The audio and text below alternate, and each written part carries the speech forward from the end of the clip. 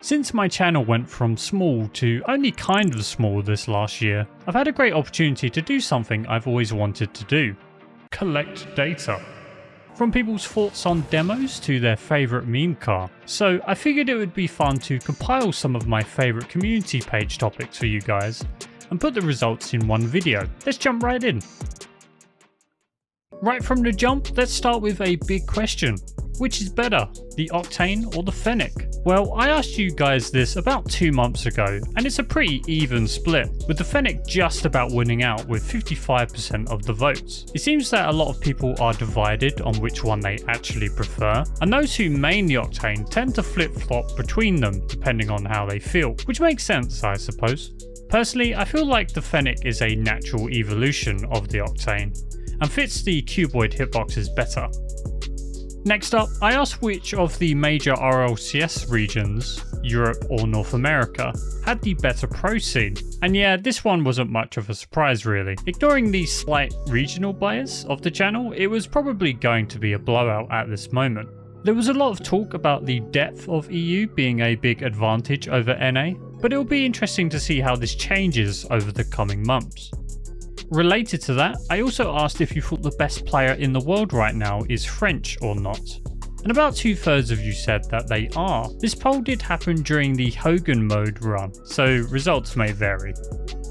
After I made the video on the recent meta shift to the Fennec, I asked you guys if you thought the meta would shift again within the next 2 RLCS seasons, or by at least 2025.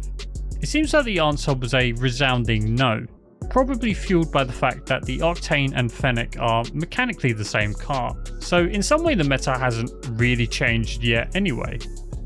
Speaking of game mechanics, I asked you guys if you thought you were more mechanically or Gamesense inclined, and it seems like just over 2/3 of you thought you were more the brains of the operation.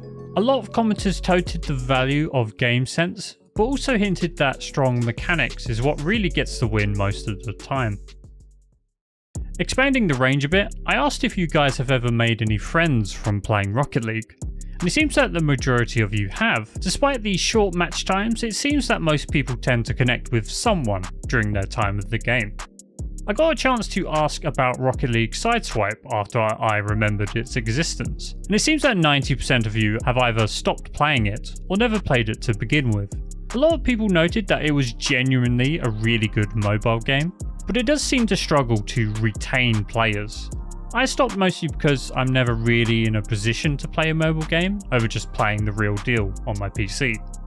In the last few weeks, the number of responses to polls grew by several times. One of the largest polls I've ever done was about whether or not demos were toxic.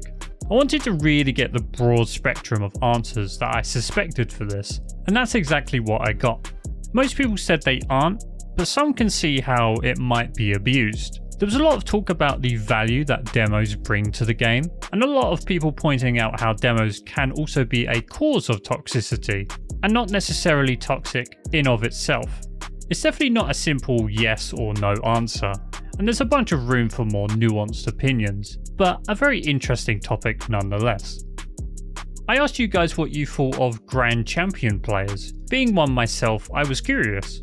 I think the general consensus was that it's a very respectable rank for a very solid group of players. GC is filled with self-deprecation though, it seems. The response in the comments seemed to depend mostly on the commenters' own experience with the rank, those with more experience being much more negative about it. As a bit of a random poll, I asked you guys to summarise your last Rocket League win. About a third complimented their team, while the rest were distributed between plain superiority or letting Jesus take the wheel. A lot of people pointed out that ones doesn't really work with this poll, which is my bad because I avoid that mode like the plague. After an unfortunate tweet by an official Rocket League account, I asked you guys if you thought the way Rocket League's overtime system worked was a good way of doing it. Practically no complaints there. A lot of people touted how enjoyable those long overtimes were, as they were some of their fondest memories of the game. Finally, I asked you guys very recently how you set up your graphical settings. We got a mixture of answers. Most said they aim for a balance of looks and performance, while about a fifth said they like their game looking its best. and about a third said that the graphics are secondary to game performance. A lot of people brought up the woes of being a low-spec gamer, and that the higher settings aren't always an option. It does make you wonder how many potentially great professional players we missed out on due to poor system performance.